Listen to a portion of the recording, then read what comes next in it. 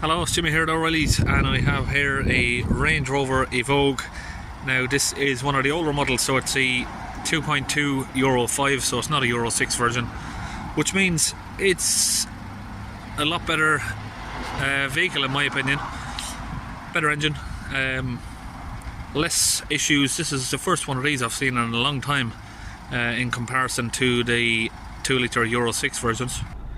Okay, just setting up a diagnostic scan here. Okay, will we do a full scan or just go straight to the ECM? Let's just set off a full scan, see what we got. I think most likely we're gonna just need to be looking into ECM really. So what the issue with this vehicle is it's got restricted performance, so the revs max out at 3000 RPM. It's very slow, no power, and he's getting engine management light on the speedometer and restricted engine performance sign. Now of course he's had someone look at it and they said it's a DPF issue, so that's why he's come to me. P244A-96, diesel differential pressure too low. Not often I see that on one of these, but being a Euro 5, I wouldn't be so concerned because I've never seen one of these kill a DPF. Not on the Euro 5. The Euro 6s, they go through DPFs every year, but not seeing these really kill it. But we've got another code here: P2455 diesel particle filter pressure sensor circuit height. So that might be one of the causes there. We have a pressure sensor that's not working. Let's look for the pressure sensor live data. Voltage, pressure measured. Okay, we've got minus 30 when in the DPF, so that's clearly not right. And the soot concentration is 3.78. Now that's going to be totally off because of this. Yes, because we've got a minus reading, the soot loading is going to be calculated as a very low level. Let's give it an acceleration.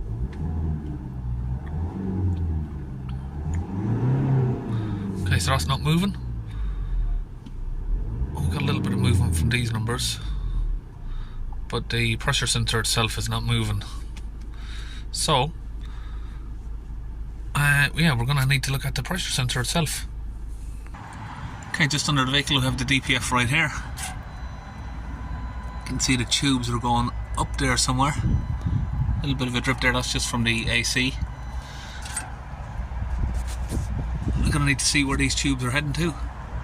It's been a while since I've done one of these ones. Well, I can't remember ever doing the 2.2. So I can see the sensor just up there. That is right through the subframe. Let's try and get around the back. Up there it is.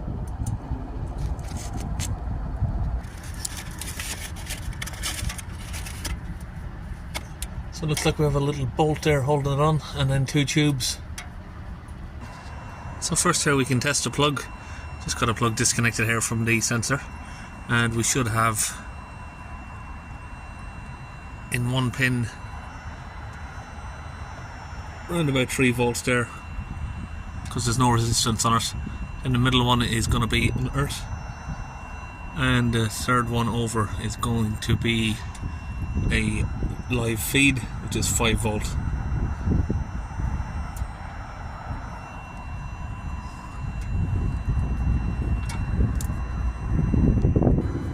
So if we look just back up through there again, we have an 8mm bolt that we're just going to open off.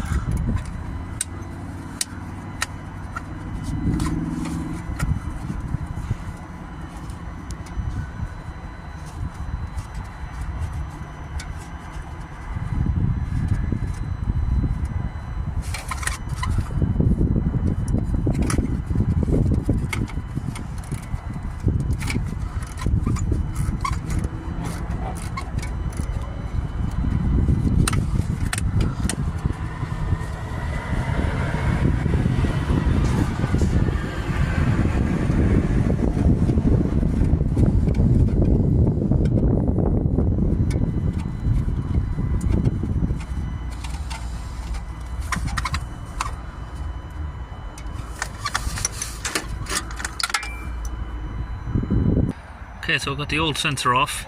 So what I've done is I've disconnected it from the pipes here. It's just easier than trying to get it off of the sensor, just because where it sits, very difficult to reach. Now we're going to get these two tubes switched onto the new sensor.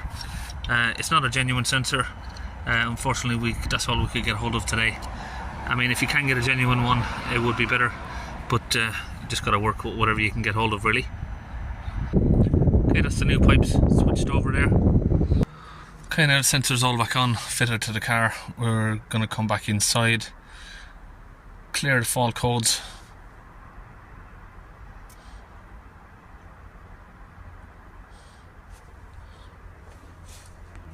Okay, made sure the ignition's on there first. Special functions, we are going to go to exhaust emissions, differential pressure sensor replacement, so this is going to calibrate the sensor in.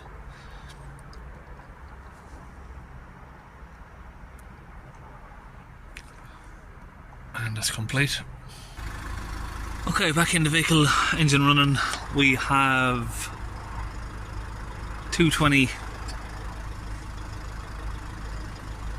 We can see there the voltage now is moving on the pressure sensor there,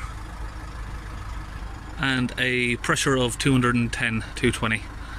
Okay, so back at the van here, mixed up some DPF cleaner from Launch UK into the gun here, and I'm gonna top it up with a little bit of water. Okay, now I've got that topped up, we're gonna connect the nozzle here. Okay, so I've got this all ready to connect. Pull the clip off there.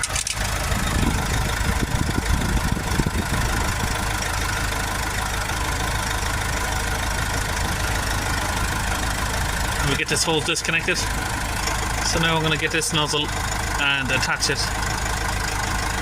directly in there. And that goes over here to the front of the DPF, and you can see the second tube, this one comes back after the DPF here. Okay, got the engine off. I'm going to squeeze the cleaning fluid into the DPF.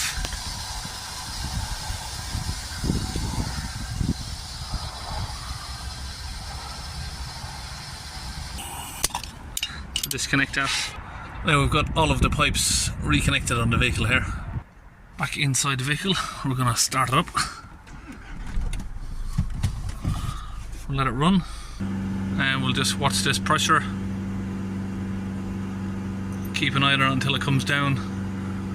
We should see that come down around sort of 40 millibars, I'd say. So we've got that down there. So this has come down to 20 millibars. And you'll see a lot of smoke there coming out of the exhaust. That should clear away in around about 10 minutes. So what we're going to do now is we'll take the vehicle on a bit of a test drive. Give it some nice revs to clear it out. So end result there, we have 40 millibars at 3000 RPM. Now if we lower down the revs on these, you'll see that they drop down in 10 increments. So 10, 30, 20, 10, and then 0. So anything under 10 millibars at idle is going to show you 0. So all we know from there, unless I connect a digital manometer, all we know from there is that we've got anywhere from sort of 1 to 9 millibars. That could be anywhere between there, but anything below that is fine.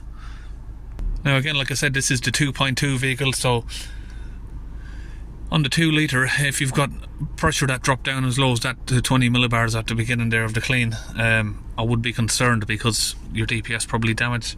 On these ones, it's not a concern. I've never really seen one of these kill a DPF, not so far.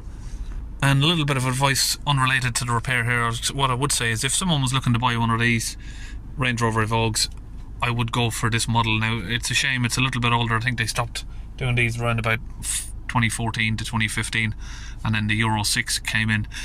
These were not a bad vehicle. I actually bought one of these for the wife, and she had it for about 6 years. I didn't have a single issue with it at all. I only sold it because I thought it started to look old. Got tired of looking at it basically. didn't have no issues with it, but the newer 2 litre, they're not as reliable. So what I would say is, if you're looking at getting one, you know, you'd have to sort of go back a little bit older in the years and get one of these models if you want the reliability. Now that it's flatlining, we'll come back here. So we can see there the voltage on the sensor is moving. Soot grams is around about there, so that's all okay. 4 grams of soot's fine. We don't really need to reset the DPF for that. We come back from the live data or data stream, check that the codes are all cleared, and yes, that's all good. And no restricted performance warnings on the dashboard there, no engine management lights. So that's it, we're all finished on this Evoque. Nice and simple with these Euro 5s, and we'll see you on the next video.